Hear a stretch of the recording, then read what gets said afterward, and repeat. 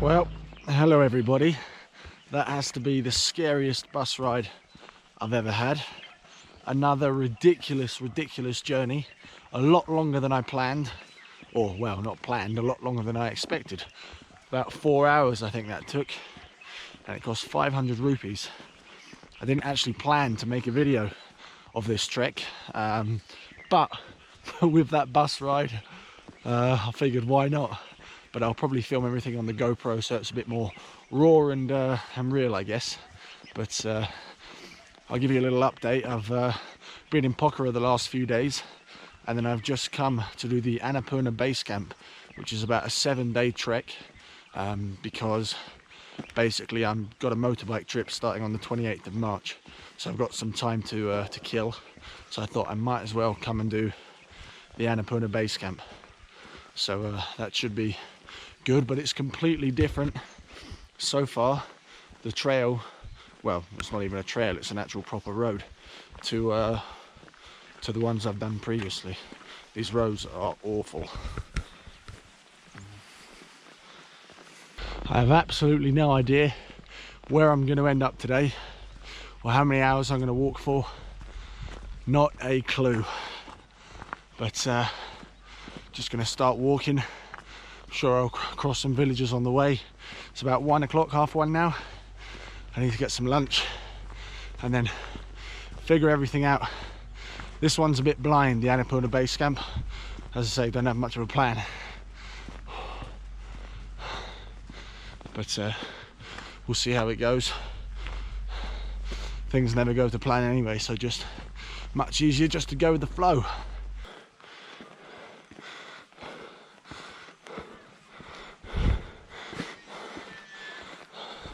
These villages are completely different style to the ones I've seen previously. Hopefully I'm going the right way.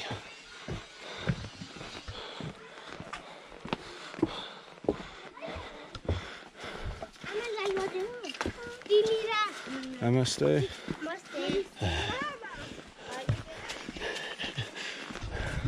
And he wants money already.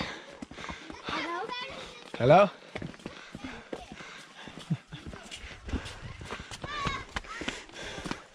What? Yes.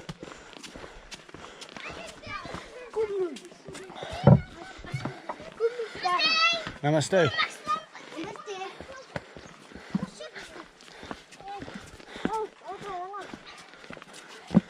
How are you? Good? Where are you come from? From England. What? England. England. Yeah. Oh shit. I got a lot of donkeys, horses coming this way.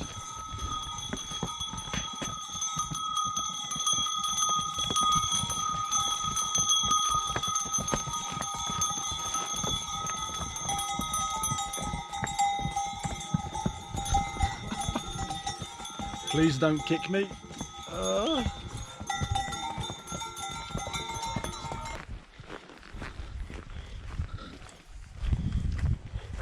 What's up, man?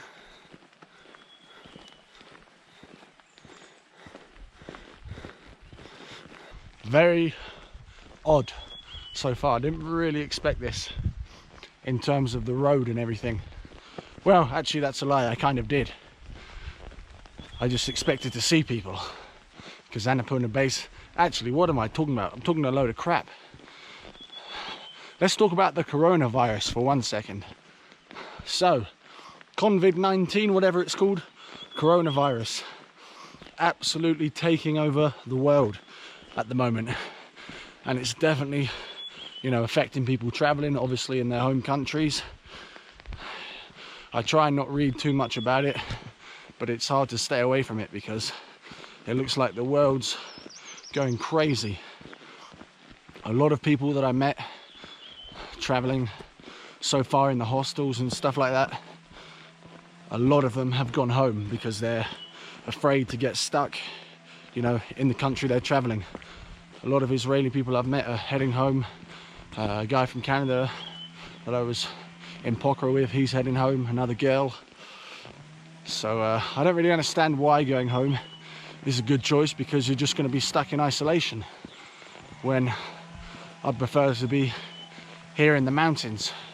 But I guess we don't know how long it's going to last, what will actually happen.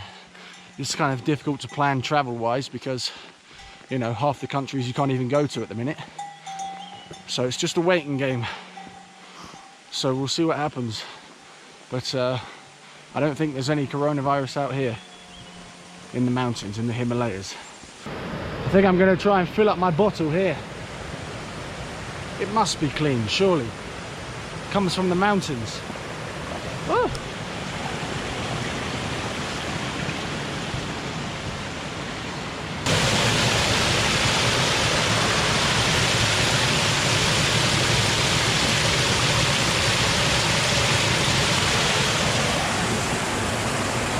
Doesn't get much clearer than that, to be honest.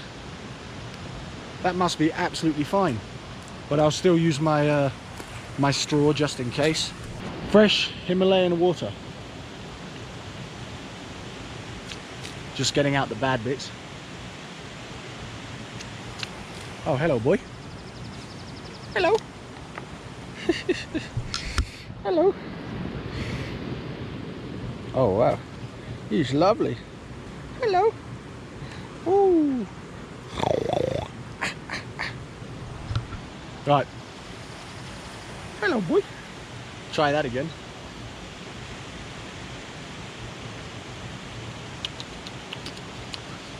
That's what I call some quality H2O.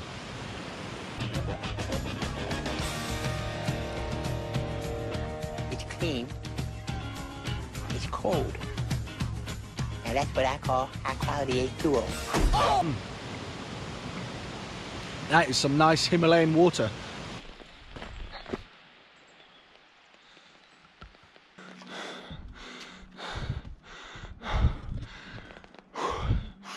The sweats are back on.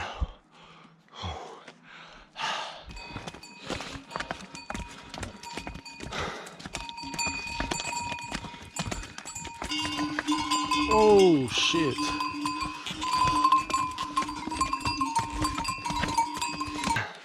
This is no fun when it starts to rain. Thankfully, I just got to the village in time. So I'm gonna sit down, wait out the rain and have some food.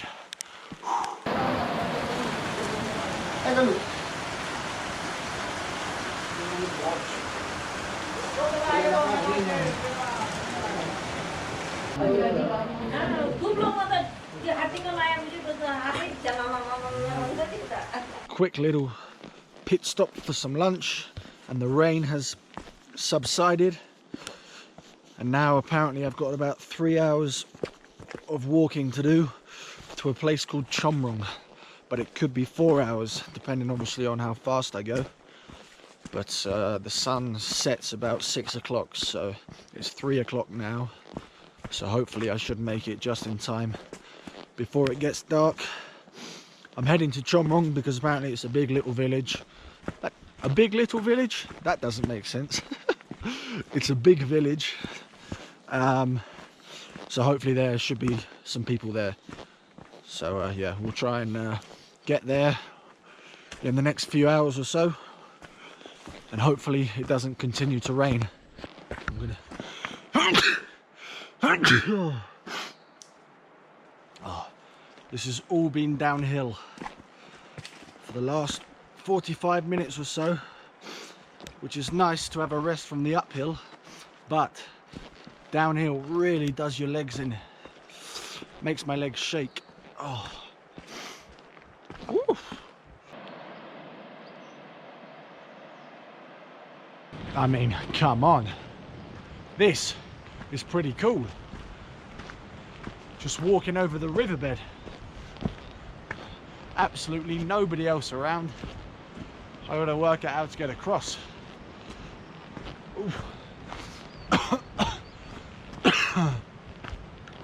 There's a broken down bridge up ahead, which it looks like you can climb on, but might give it a miss. Looks very, very sketchy. Look at this. Woo!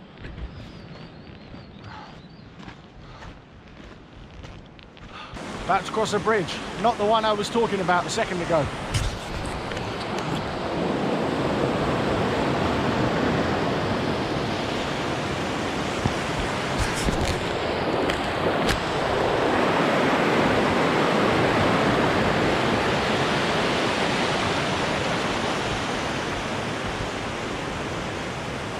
Nice. Hey, move. Don't butt me down.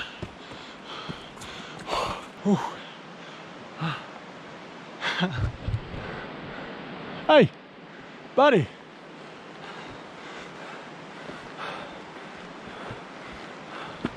Out the way. Oh, all of these buildings are abandoned. Where the hell is everyone?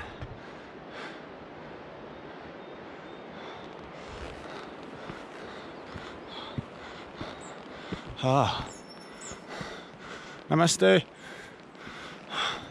There we go. There's some locals. This is beautiful. I love these buildings. Is John wrong this way? Fuck knows. John wrong?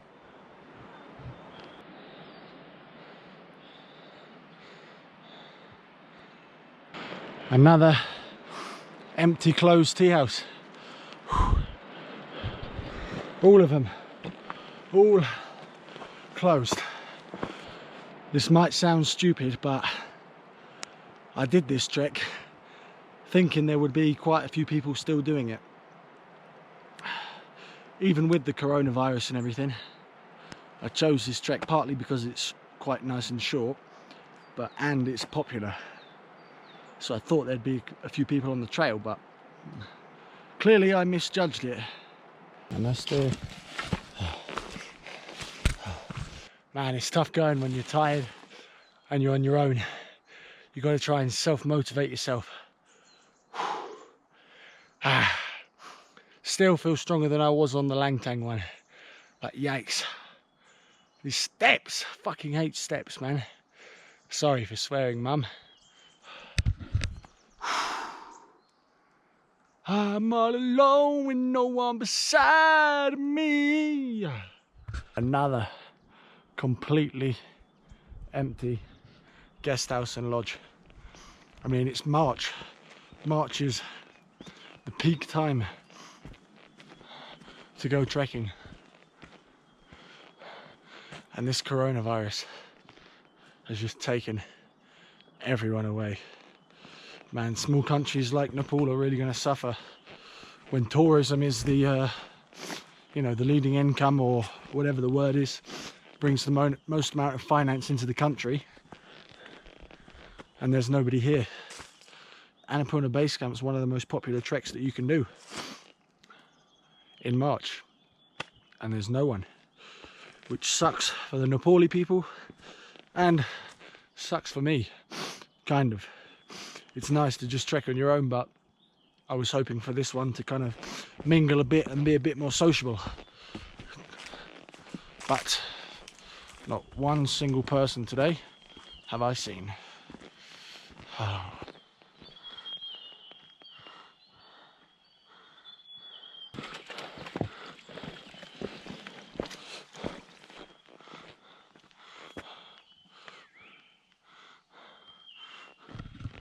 You're scared of me. What are you scared for? Holy crap. Big boy.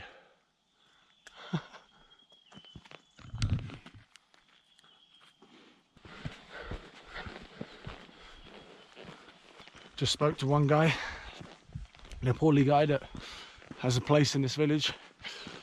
He said I'm the first person he's seen all day at 5 o'clock. Yikes. I love these local villages. They're so old school and kind of medieval, like beautiful.